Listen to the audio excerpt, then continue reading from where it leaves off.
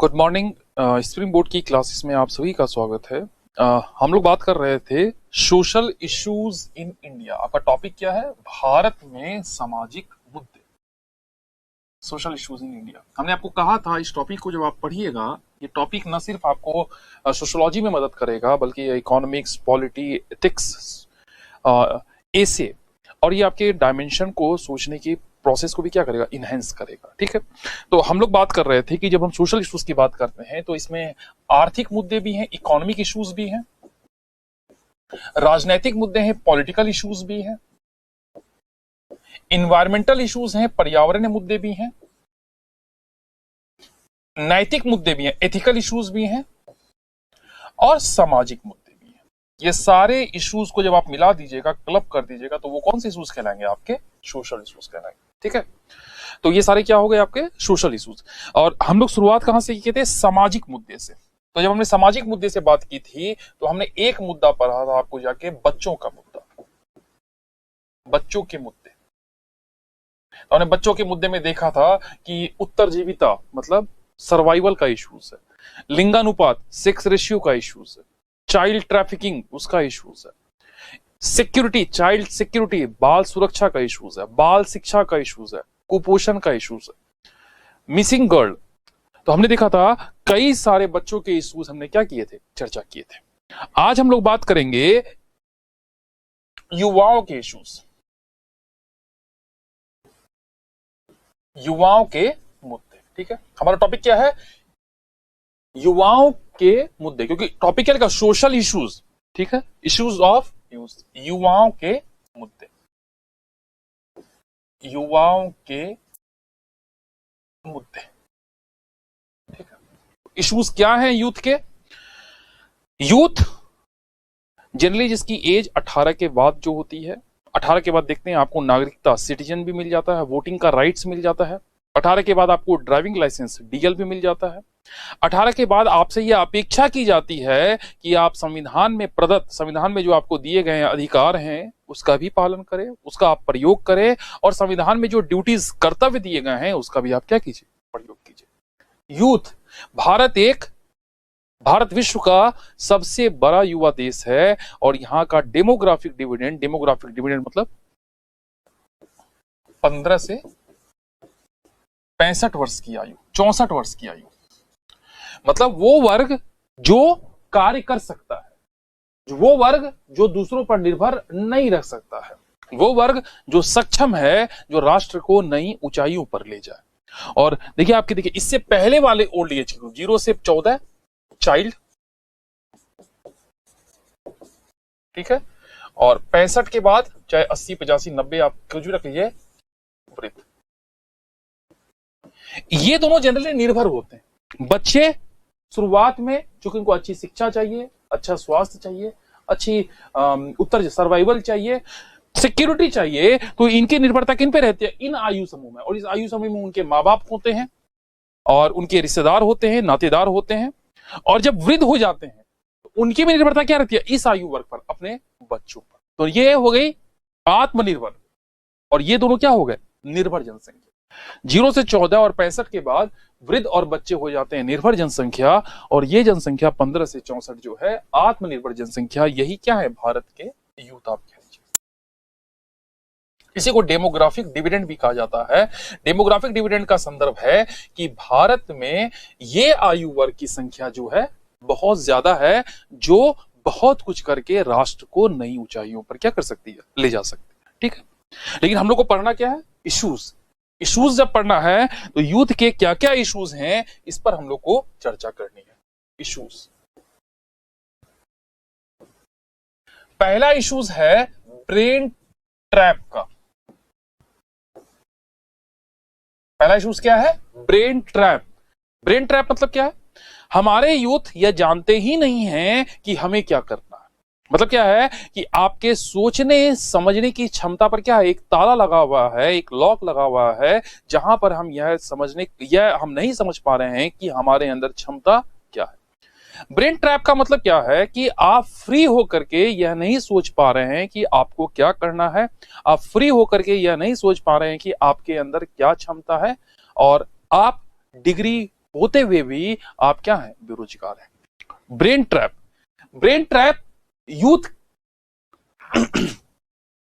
Brain trap का एक और तात्पर्य है कि आप पश्चिमीकरण, अंग्रेजी शिक्षा, अंग्रेजी खान पान, अंग्रेजी पहनावा, अंग्रेजी जीवन शैली, इसको आप वेस्टर्नाइजेशन कहते हैं। जब हम वेस्टर्न कंट्रीज के लाइफस्टाइल को क्या करते हैं, अडॉप्ट करते हैं, तो हमें वो क्या लग रहा है, अच्छा लग रहा है। चाहे वो इंग्लिश हो, चाहे वो बर्गर पिज्जा हो, चाहे वो आपको जींस हो, टी शर्ट्स हो, और हमारी जो स्वदेशी संस्कृति है, इंडियन कल्चर है, इसके प्रति हमारा क्या हो रहा है, मोह भंग हो रहा है। तो ये भी ब्रेन ट्रैप है। आप ट्रैप हैं, आपको यह एहसास होने लग गया है कि पश्चिम अच्छा है और भारत क्या है, खराब है। तो ये ट्रैप की निशानी है। और ये ब्रेन ट्रैप यूथ जब तक होगा तो क्या होगा कि ये लोग कार्य करने लायक नहीं होंगे। मैकेंजी की रिपोर्ट बताती है कि भारत में 85% यूथ डिग्री धारक तो हैं, लेकिन किसी भी नौकरी के लायक नहीं है। चाहे वो एमबीए वाले हो, चाहे वो बीटेक वाले हो, चाहे वो ग्रेजुएशन वाले हो, चाहे वो डॉक्टरेट डिग्री हो, कुछ भी आपके पास है, लेकिन आपने डिग्री तो प्राप्त किया, लेकिन अभी भी आपका दिमाग क्या है, ट्रैप है। इस ट्रैप के पीछे का रीजन हमारा सोशल सिस्टम, हमारा पॉलिटिकल सिस्टम, हमारा एजुकेशन सिस्टम, सारे फैक्टर्स वो जिम्मेदार हैं। ब्रेन ट्रैप, जब आप एजुकेशन सिस्टम में जाते हैं तो हमारा एजुकेशन सिस्टम रोट लर्निंग पर आधारित है, रटने वाली विद्या। और इस विद्या में मार्क्स कौन कितना ज्यादा लेकर के आता है, लड़ाई उसी की होती है। हमारे एजुकेशन सिस्टम में यह नहीं आइडेंटिफाई किया जाता है कि बच्चे क्या, उनके अंदर हुनर है, क्या योग्यता के आधार पर उनको क्या किया जाए, अलग किया जाए। तो वहीं से ब्रेन ट्रैप की शुरुआत होती है। हम सारे यूथ के ब्रेन को, सारे बच्चे के ब्रेन को मार्क्स की लड़ाई में क्या करते हैं, झोंक देते हैं, और बच्चे ये पहचान ही नहीं पाते हैं कि उनके अंदर किस प्रकार की योग्यता और क्या है, कुशलता। माँ बाप, परिवार, समाज, वह भी बच्चे से यह अपेक्षा करता है कि चाइल्डहुड में वो अधिक से अधिक क्या करे, मार्क्स लेकर के आए, ज्यादा से ज्यादा मार्क्स लेकर के आए। तो हमेशा बोलते हैं परिणाम क्या हुआ, जब पूछा जाता है बच्चे कहते हैं कि 60% आया। दूसरे से पूछा जाता परिणाम क्या हुआ, 80% आया। तो लोग उसका एग्जाम्पल देते हैं कि उसका बच्चा, फलना का बच्चा बहुत अच्छे से पढ़ता है और तुम्हें मात्र 60% आए तो तुम्हें जीवन में कुछ नहीं प्राप्त होगा। वहीं से उसके अंदर ये ट्रैप वाला कॉन्सेप्ट स्वीकार होने लगता है कि भैया लड़ाई क्या है, मार्क्स की है। आप उनके अंदर हुनर और योग्यता की पहचान नहीं की जाती है। तो शिक्षा व्यवस्था, सामाजिक व्यवस्था, पारिवारिक व्यवस्था, ये सारी व्यवस्था, मीडिया, ये भी क्या कर रही है, आपके दिमाग को ट्रैप करने में बहुत बड़ा योगदान है। हम ट्रैप्ड हैं क्योंकि हम खुद को नहीं जानते हैं। हम यह नहीं जानते हैं कि हम क्या कर सकते हैं। हम यह नहीं जानते हैं कि इंडिया कितना गौरवशाली है। और हम ट्रैप्ड हैं पश्चिम की चीजों के प्रति और दिखावे की जिंदगी के प्रति। ठीक है। युवाओं का दूसरा मुद्दा, ब्रेन ड्रेन। दो इश्यूज हैं, ब्रेन ट्रैप और brain drain.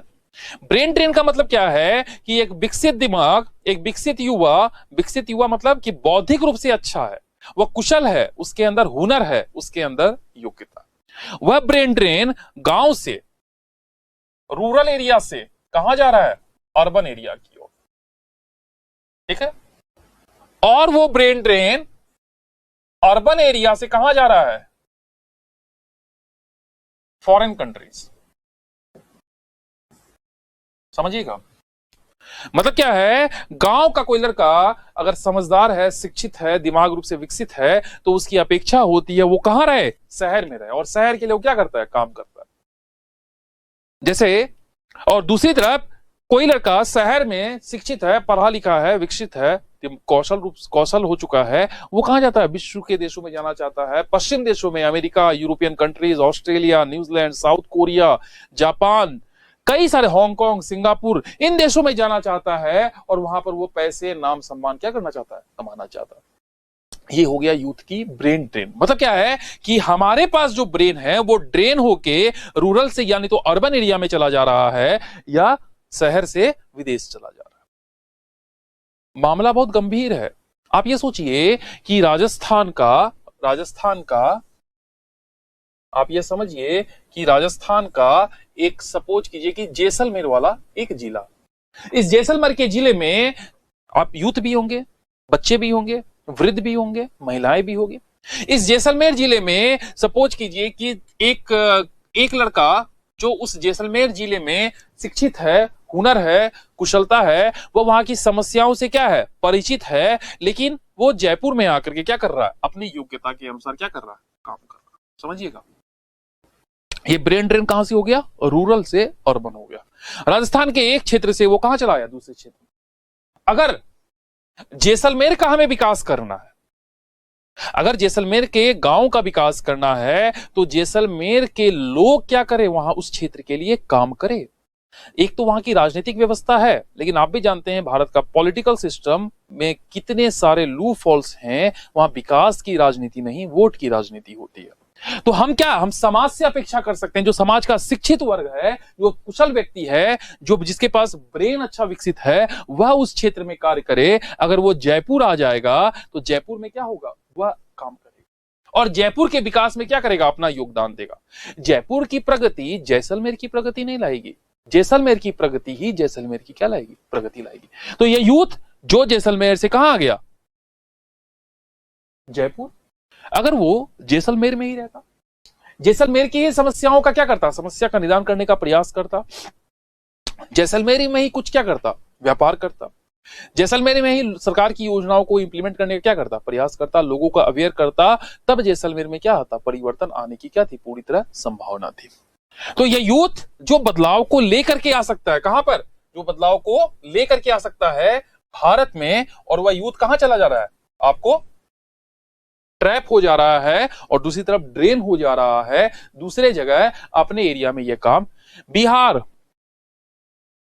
UP, Jharkhand, Chhattisgarh, Orissa बीमारू राज्य कहा जाता है। ये बीमार क्यों है, क्योंकि यहां के जो यूथ हैं, यहां के जो हुनरबाज लोग हैं, जो कुशल हैं, जो उस क्षेत्र में काम कर सकते हैं, वो लोग दूसरे राज्य में काम कर रहे हैं।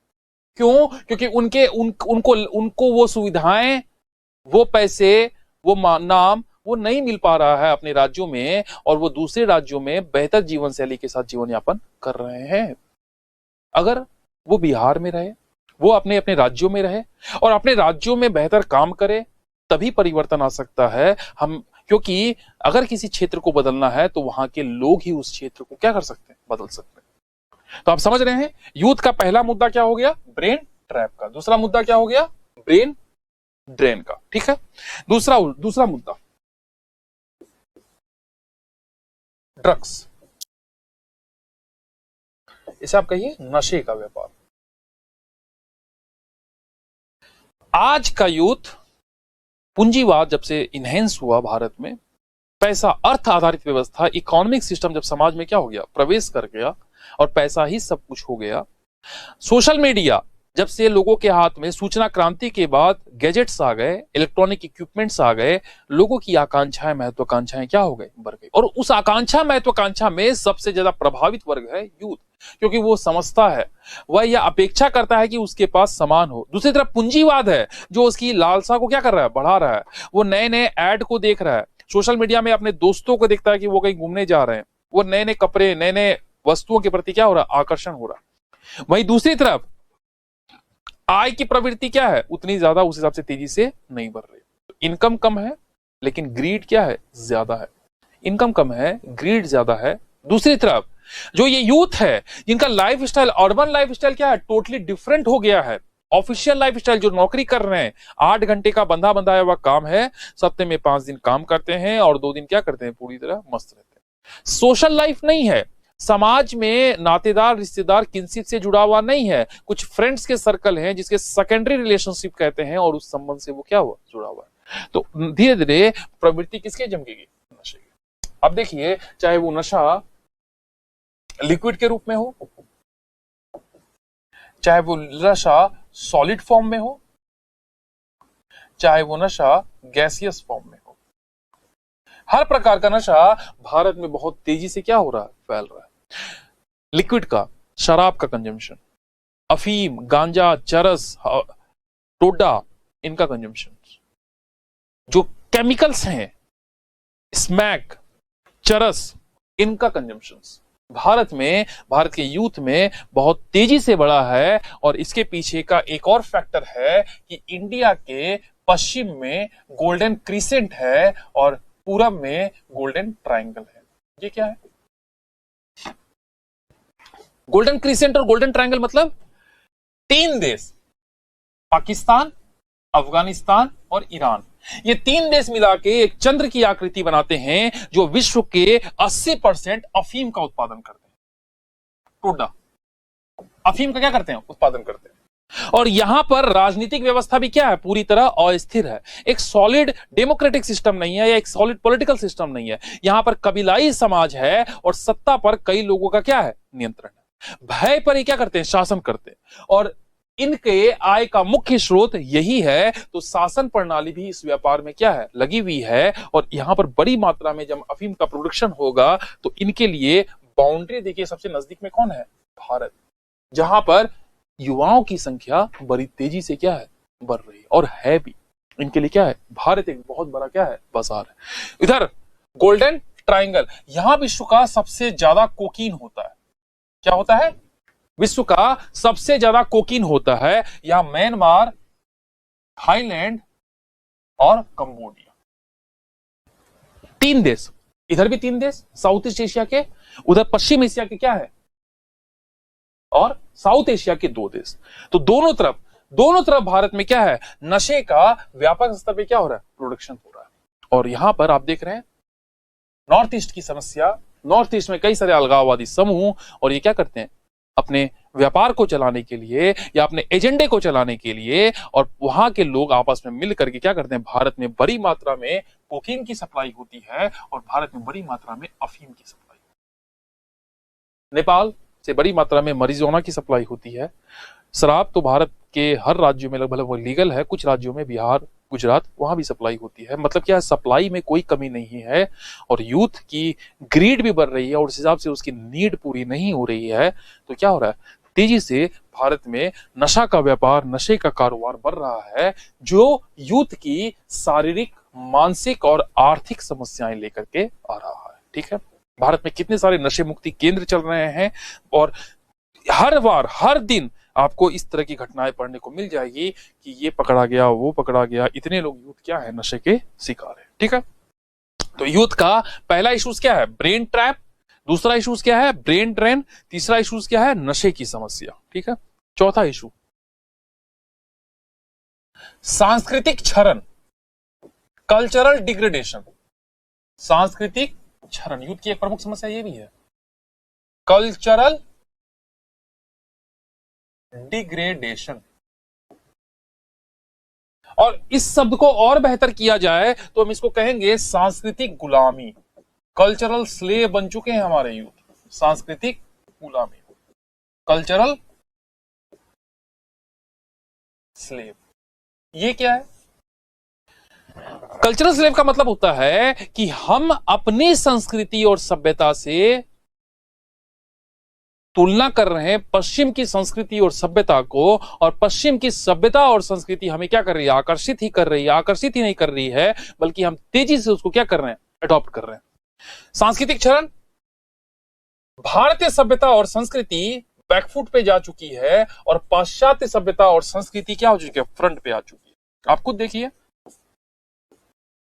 अधिकांश उससे पूछेंगे कि अंग्रेजी भाषा या रीजनल लैंग्वेज, अंग्रेजी वर्सेस क्षेत्रीय भाषा। अधिकांश लोग क्या करेंगे? अंग्रेजी भाषा। ठीक है, अंग्रेजी भाषा और रीजनल लैंग्वेज, तो अधिकांश लोग क्या कहेंगे? क्षेत्रीय भाषा। ठीक है, दूसरा आइए पहनावे में आइए, dhoti kurta versus jeans pant T shirts. लोग किसकी तरफ मूव करेंगे? पाश्चात्य। ये भी सांस्कृतिक है। खान पान में आइए, रोटी, दाल रोटी या पिज्जा या बर्गर, लोग किसकी तरफ शिफ्ट कर रहे हैं? नारियल पानी वर्सेस कोका कोला, किसकी तरफ शिफ्ट कर रहे हैं? आप खुद समझते चलिएगा और आप खुद अपनी मानसिकता को देखिए। आप खुद सोचिए कि आप किधर जा रहे हैं। भारतीय सभ्यता और संस्कृति पश्चिम के लोगों को आकर्षित कर रही है। आप बनारस चले जाइए, आप बोध गया चले जाइए, आप मथुरा वृंदावन चले जाइए, आप ऋषिकेश चले जाइए, आप श्रृंगेरी चले जाइए, आप तिरुपति चले जाइए, हर जगह आपको पश्चिम वाले अधिकांश लोग दिखाई देंगे। वही लोग वहां के भक्ति में क्या है? और इंडियन लोग को क्या अच्छा लग रहा है? पश्चिम, और पश्चिम वाले को इंडियन अच्छा लगता है। ये एक संक्रमण वाला काल है इंडिया में, और यह भी यूथ की बड़ी समस्या है। भारत, दयानंद सरस्वती ने कहा था, राजनीतिक गुलामी से लड़ी जा सकती है, क्योंकि राजनीतिक गुलामी जब आपके ऊपर में होगी, आप उस चीज को बर्दाश्त नहीं करेंगे और आप उसके विरोध क्या करेंगे, हिंसा और विरोध करेंगे, और हो सकता है राजनीतिक गुलामी से आप आजादी प्राप्त कर ले। 1947 में भारत को राजनीतिक गुलामी से क्या मिली, आजादी मिली, और भारत ने उसके लिए क्या किया, अहिंसात्मक तरीके से उसने लड़ाई लड़ी। कई सारे देश राजनीतिक रूप से जो गुलामी थी, चाहे अफ्रीकन कंट्रीज थे, एशियन कंट्रीज थे, और यूरोपियन ने जिस राजनीतिक गुलामी को डाला उससे मुक्ति तो मिल गई, लेकिन दयानंद सरस्वती ने कहा राजनीतिक गुलामी से आजादी तो संभव है, लेकिन समस्या है जब आपको सांस्कृतिक रूप से गुलाम बना लिया जाता है, कल्चरल रूप से स्लेव बना लिया जाता है, तब सबसे बड़ी मूल समस्या यहीं से उभर के आती है। कल्चर स्लेव मतलब क्या है कि आप अपने कल्चर की जगह दूसरे कल्चर को बेहतर मान रहे हैं और उसको क्या कर रहे हैं, अडॉप्ट कर रहे हैं। देखिए, पश्चिम की परिस्थिति पश्चिमी संस्कृति को जन्म दी, और भारतीय परिस्थिति ने भारतीय संस्कृति और सभ्यता को जन्म दी। समस्या यह यूथ में है कि हम उस संस्कृति और सभ्यता के मूल तत्व या संस्कृति और सभ्यता के महत्व को नहीं समझ रहे हैं, और मीडिया, पश्चिमी शिक्षा प्रणाली, औपनिवेशिक शिक्षा प्रणाली, सोशल मीडिया, ये सारे, चाहे राजनीतिक पार्टियां, सरकार की नीतियां, ये सारे फैक्टर, समाज, परिवार, बहुत सारे फैक्टर्स जुड़ करके आपको स्लेव की तरफ ले जा चुके हैं, और आप पूरी तरह उस जगत में क्या हो चुके हैं, आ चुके हैं। भारत तभी बदलेगा जब भारत के लोग भारत को बदलने का प्रयास करें। हमें रंग रूप से भारतीय लोग नहीं चाहिए, हमें मानसिकता से भी भारतीय लोग चाहिए, और यही प्रॉब्लम है कि भारत में राष्ट्रवाद की नींव भी क्या होती है, कमजोर दिखाई देती है। ठीक है, चौथा मुद्दा, पांचवा मुद्दा, सॉरी। तो अब तक हमने क्या पढ़ा, कल्चरल स्लेव, सांस्कृतिक क्षरण का भी ये क्या है, प्रमुख मुद्दा है। ठीक है, नेक्स्ट आइए, यूथ की नेक्स्ट समस्या है need versus greed. Need versus, ये क्या समस्या है, नीड वर्सेस ग्रीड। नीड मतलब होता है जरूरत, आवश्यकता, और ग्रीड मतलब होता है लालच। रोटी, कपड़ा, मकान, छत चाहिए हमें, शिक्षा, स्वास्थ्य चाहिए, ये नीड है, लेकिन ज्यादा चाहिए, ये क्या है, लालच है। तो नीड और लालच में एक पतली सी डोरी है, कब आप नीड से ग्रीड में ट्रांसफर हो जाते हैं आपको भी क्या करता पता नहीं चलता। और इस यूथ क्या बन चुके हैं, लालची, और इस लालच ने क्षरण कर दिया है किसका, प्रकृति का। गांधी जी का भी कथन है कि प्रकृति प्रत्येक व्यक्ति के जरूरत को पूरा कर सकती है, लेकिन एक व्यक्ति के भी अगर लालच को प्रकृति पूरा करने में क्या है, सक्षम नहीं है। यह ग्रीड बढ़ा, इसके पीछे का मेन फैक्टर है पूंजीवाद,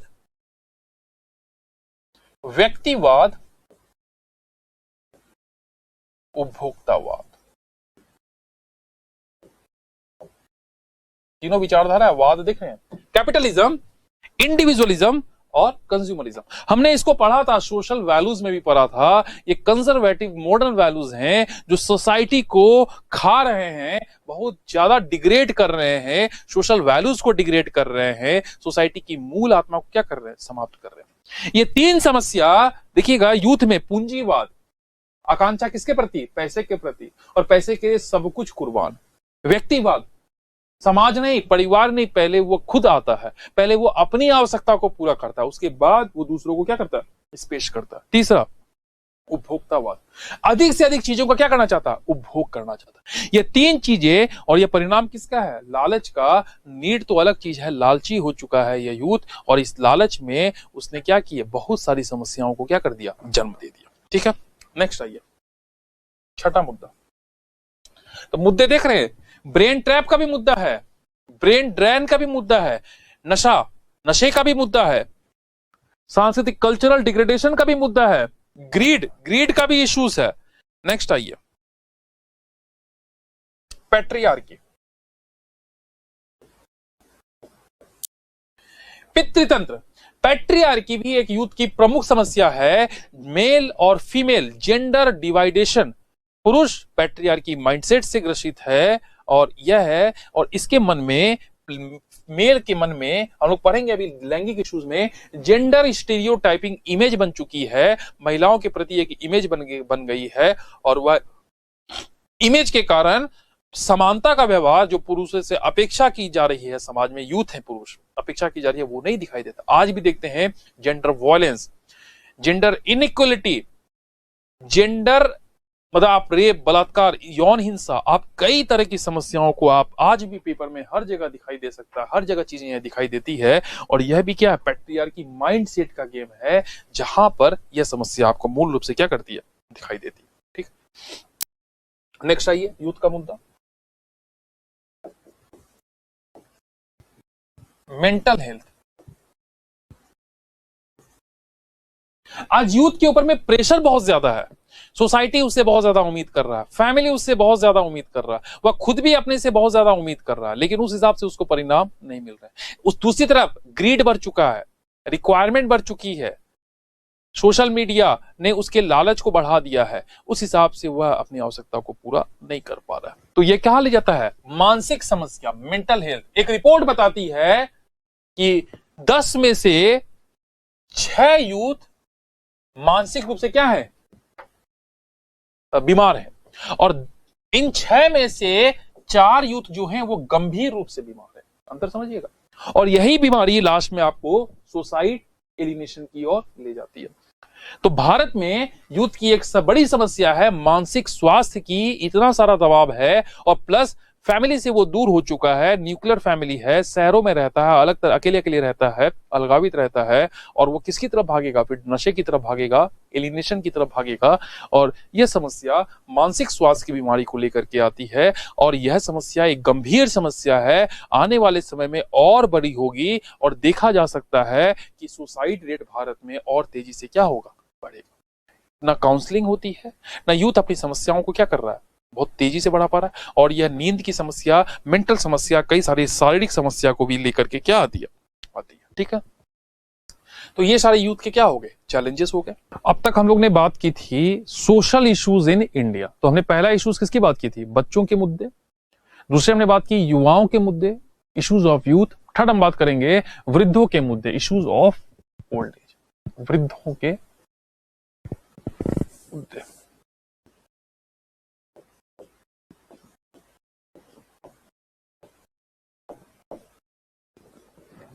वृद्ध, ओल्ड एज, वृद्ध, यह भी एक सच्चाई है मानव जीवन की अंतिम पढ़ाई, अंतिम यात्रा।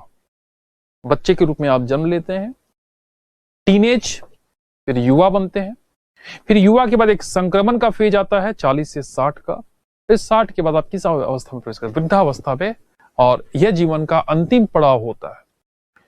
और यह तो एक प्रकृति का नियम है, इस नियम को आप रोक नहीं सकते हैं। लेकिन जब वृद्धों की समस्या की जब हम बात करते हैं, भारत में वृद्धों को पहले एक बड़े स्तर पे सम्मान मिलता था, चाहे वो सम्मान आपको परिवार में मिलता हो, वो सम्मान समाज में मिलता था। वो वृद्ध सन्यासी होते थे, समाज में ज्ञान के क्या होते थे, पुंज होते थे, और समाज भी उन्हें, और वो शिक्षा व्यवस्था, गुरुकुल आश्रम व्यवस्था, वो सम्मान उन्हें आश्रम व्यवस्था में मिलता था क्योंकि गुरुकुल चलाते थे। समाज में उन्हें सम्मान मिलता था, परिवार में मिलता था, राजनीति व्यवस्था में उनकी क्या होती थी, भागीदारी होती थी। तो हर जगह उनको क्या मिलता था, सम्मानित जीवन मिलता था। ठीक है, लेकिन समस्या थी, लेकिन वो सीमित स्तर पे, जैसे शारीरिक समस्या, क्योंकि जैसे जैसे आप ओल्ड एज में जाएंगे तो शरीर के ऑर्गन्स जो क्या होते हैं, कमजोर हो जाते हैं, आप फिजिकल और मेंटल रूप से क्या हो जाते हैं, वीक हो जाते हैं, तो कई सारी शारीरिक समस्याएं उभरेगी। ये तो प्राकृतिक नियम है। लेकिन हम जो बात कर रहे हैं आज की वृद्धों की समस्या, ये बहुत ज्यादा गंभीर मामला है। तो ये समस्याएं हैं क्या, इस पे हम लोग बात कर लेते हैं। पहली समस्या, अलगाव की समस्या। पहली समस्या क्या है, एलिनेशन, अलगाव की समस्या। एलिनेशन मतलब क्या है कि पहले ज्वाइंट फैमिली होती थी। मतलब ज्वाइंट फैमिली मतलब क्या है, दादाजी होंगे, उसके 3 बच्चे होंगे, सपोज कीजिए, दादी हो गई, तीनों बच्चों के क्या हो गए, मैरिज हो गया, इनके क्या हो गए, इनके बच्चे हो गए।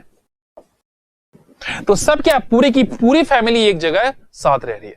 मतलब क्या है, सपोज कीजिए ये बच्चा है तो इसके पास पापा, मम्मी, चाचा, बड़े पापा, दादा, दादी, कई सारे भाई, तो एक बड़ा सारा संयुक्त परिवार होता था जहां पर वृद्ध के पास पूरी कंट्रोलिंग पावर होती थी उस फैमिली में। और यह क्या करता था, इनके और बच्चों के बीच एक आत्म संबंध स्थापित होता था। और बच्चे क्या करते थे, दादाजी से कई सारी कहानियों के माध्यम से कई सारे गुण भी सीखते थे और एक दूसरे क्या करते थे, अपने मनोरंजन का एक बहुत बड़ा क्या होता था, साधन भी होता था।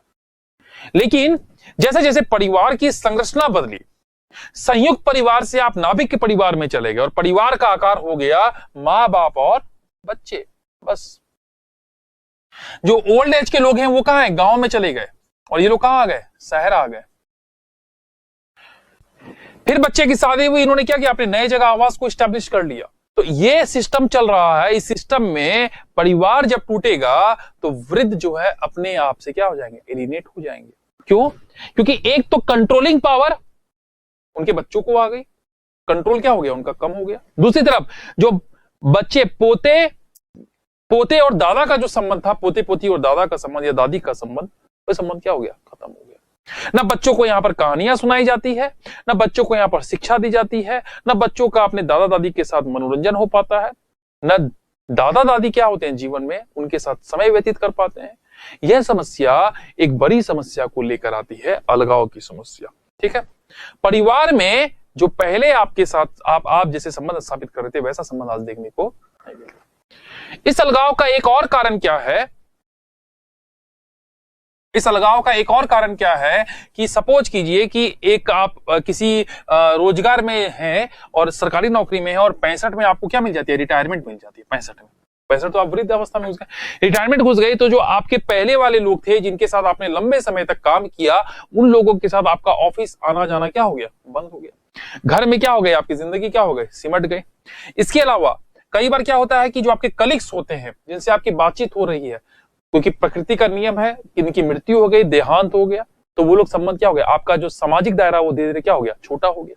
फिर उसके अलावा कि अगर आप मैरिड हैं, वाइफ हस्बैंड हैं, तो उसमें से सपोज कीजिए किसी एक का देहांत हो गया, या वाइफ का या हस्बैंड का, तो बातचीत करने के लिए लोग भी क्या हो जाते हैं, कम हो जाते हैं। मतलब क्या है, एक तो आप कार्य नहीं कर रहे हैं, आप रिटायर हो गए, आपका जो दायरा था, जिन्होंने आपने मित्रवत संबंध बनाए थे, उस संबंध में लोग क्या हो रहे हैं, धीरे धीरे समाप्त हो रहे हैं, मर रहे हैं, खत्म हो रहे हैं। पर जो आपका जीवन साथी था उसमें भी कोई पार्टनर क्या हो जा रहा है, मर जा रहा है। ये तो नियम है, प्राकृतिक नियम है। दूसरी तरफ बच्चे, जो आपका परिवार पे नियंत्रण था, वो भी धीरे धीरे क्या हो गया, कमजोर हो गया। बच्चे के साथ आपकी बनती नहीं है और पोते आपके साथ रहते नहीं है, तो पूरी तरह वृत्त क्या हो गए, अलगाव की समस्या। और यह समस्या बहुत बड़े स्तर पे भारत में देखी जा रही है। पहले यह समस्या शहरों में दिखाई देती थी, धीरे धीरे यह समस्या गांव में भी क्या हो रही है, दिखाई देती है। दूसरा, आत्मसम्मान की समस्या, सेल्फ रिस्पेक्ट, आत्मसम्मान की समस्या।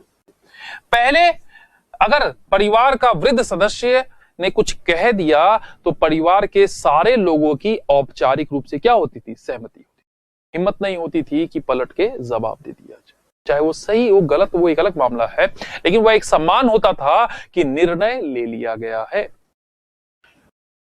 और जैसे जैसे आप उम्र के पड़ाव पे बढ़ते हैं तो वैसे वैसे आपका आत्मसम्मान भी क्या होता है, मजबूत होते जाता है।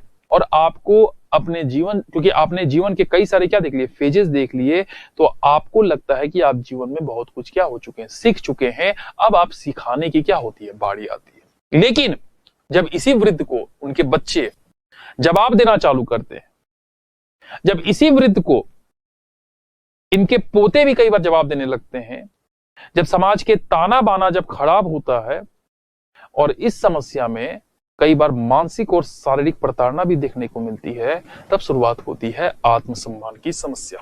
वृद्ध को लगता है कि हमारा सेल्फ रिस्पेक्ट कहां गया, कि लोग हमें बहुत कुछ कह रहे हैं, जिसको हमने पढ़ाया, जिनको हमने क्या किया, सोशलाइज किया, जिसको हमने काबिल बनाया, वो आज हमें क्या कर रहा है, जवाब दे रहा है। और ये भारत में 20 से 30%, 40% वेस्टर्न कंट्रीज में भी ज्यादा है, और इंडियन कंट्रीज में भी क्या है, बहुत ज्यादा तेजी से क्या हो रहा है, एक्सपांड कर रहा है। तो आत्मसम्मान की समस्या। देखिएगा, सारी जुड़ करके मनोवैज्ञानिक समस्या, मेंटल इश्यूज को ले आएगी।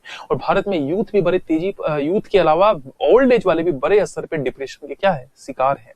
आप शहरों में किसी पार्क को घूम आइएगा, आपको दिखाई देगा 10-20 यूथ, एक वृद्ध ओल्ड एज वाले लोग अपने साथ बैठे हुए हैं और बैठ करके क्या कर रहे हैं, आपसी चर्चा कर रहे हैं। और आपसी चर्चा में कई बार हंसी मजाक भी होता है और कई बार अपनी समस्याओं की वो लोग क्या करते हैं, जिक्र करते हैं। और उस जिक्र में आत्मसम्मान और अलगाव मुख्य क्या होता है, फैक्टर। पहले क्या होते थे, गांव में ओल्ड एज वाले लोग आपस में बैठ गए, कई लोग ताश खेल रहे हैं, कई लोग भक्ति में लीन हैं, कई लोग अपने अपने मतलब सब सामूहिक रूप से कुछ काम करते थे, जिससे एक मनोरंजन का क्या होता था, एक वो माध्यम होता था। लेकिन यह भी धीरे धीरे क्या हो रहा है, कमजोर हो रहा है। लोग अब उस तरह से आपको दिखाई नहीं देते। ठीक है, दूसरी समस्या, तीसरी समस्या, सुरक्षा की समस्या, सिक्योरिटी, सुरक्षा की समस्या। सुरक्षा का मतलब क्या हुआ, वृद्ध अगर वो गवर्नमेंट जॉब ने किया है तो ठीक है, क्योंकि उसको पेंशन मंथली उसको मिलते रहे, तो आर्थिक सुरक्षा उनके पास है। लेकिन बहुत सारे ओल्ड एज वाले लोग जिनके पास वित्तीय सुरक्षा या आर्थिक सुरक्षा नहीं है, क्योंकि इनकम का सोर्स जैसे ही समाप्त होता है और सारे के सारे इनकम वाली पावर उनके बेटों पर आ जाती है, तो कई बार आर्थिक समस्या होती है, आर्थिक सुरक्षा की समस्या होती है और बेसिक नीड्स की पूरी नहीं हो पाती है। तो आर्थिक सुरक्षा, सुरक्षा कौन सी हो गई, इकोनॉमिक सिक्योरिटी। इमोशनल सिक्योरिटी, भावनात्मक सुरक्षा की समस्या, जो इमोशनल रूप से वो जुड़े हुए थे अपने बच्चों के साथ, अपने पोतों के साथ, अपने समाज के साथ, अपने कलीग्स के साथ, उसकी भी समस्या है, क्योंकि ताना बाना क्या हो चुका है, समाप्त हो चुका है। फिजिकल सिक्योरिटी की समस्या, शारीरिक सुरक्षा की समस्या, क्योंकि जैसे जैसे आप ओल्ड एज बढ़िएगा वैसे वैसे शरीर में आपको आंखें कमजोर होगी, शरीर के ऑर्गन्स क्या होते हैं, धीरे धीरे कमजोर होते हैं, हड्डियां कमजोर होती है, जोड़ों में दर्द होता है, पेन होता है, मतलब कई सारी समस्या हो सकता है कि प्रेशर, डायबिटीज, कई तरह की समस्याएं आपको क्या करती है, दिखाई दे सकती है। यथार्थ है, ये होता है। और इसमें ये कई सारी क्या होती है, शारीरिक सुरक्षा, फिजिकल सिक्योरिटी की समस्या होती है। और कई बार पैसे के अभाव के कारण वो क्या करते हैं, ट्रीटमेंट नहीं करवा पाते हैं, या बेसिक नीड्स उनको जो चाहिए वो उनका पूरा नहीं होता। ठीक है, सिक्योरिटी की समस्या, सुरक्षा की समस्या। चौथी इश्यूज, भेदभाव, डिस्क्रिमिनेशन की समस्या। डिस्क्रिमिनेशन, यूथ, ये वृद्ध जो हैं, ओल्ड एज वाले लोग बड़े स्तर पे डिस्क्रिमिनेशन की समस्या, भेदभाव किया जा रहा है इनके साथ बड़े स्तर पे। पहले सब कुछ पे नियंत्रण था और आज सारा कंट्रोलिंग पावर उनके बच्चे या यूथ एज में आ चुका है। यह भेदभाव उनके साथ किया जाता है हर जगह, क्योंकि शारीरिक और मानसिक रूप से वो क्या समझे जाते हैं, कमजोर समझे जाते हैं। भागीदारी में भेदभाव, निर्णय की भागीदारी में भेदभाव किया जाता है, अर्थ कमाने के स्तर पे भेदभाव किया जाता है। तो ये डिस्क्रिमिनेशन उच्च स्तर पे वृद्धों के साथ क्या होता है, देखा जाता है। ठीक है, तो ये क्या है, मेजर इश्यूज हैं ये वृद्धों के। आप ये बताइए, वृद्ध हमारे लिए संपत्ति है, क्योंकि उन्होंने जीवन के कई पीढ़ियों को देखा, कई अवस्थाओं को देखा, वो ज्ञान के क्या है, भंडार है। वह समाजीकरण का भी एक माध्यम है, जो आने वाली भविष्य की नई पीढ़ियों को नया ज्ञान देते हैं, नई शिक्षा देते हैं और उनके जीवन को क्या बनाते हैं, सही बनाते हैं। और वही वृद्ध आज क्या है, समस्याग्रस्त हैं। तो मामला यह है कि इन समस्याओं को दूर करने के लिए हमें इनके महत्व को समझना होगा, इनकी कद्र करनी होगी, और यह सबसे बड़ी जिम्मेदारी आती है यूथ की, उनके परिवार की। ठीक है, थैंक यू।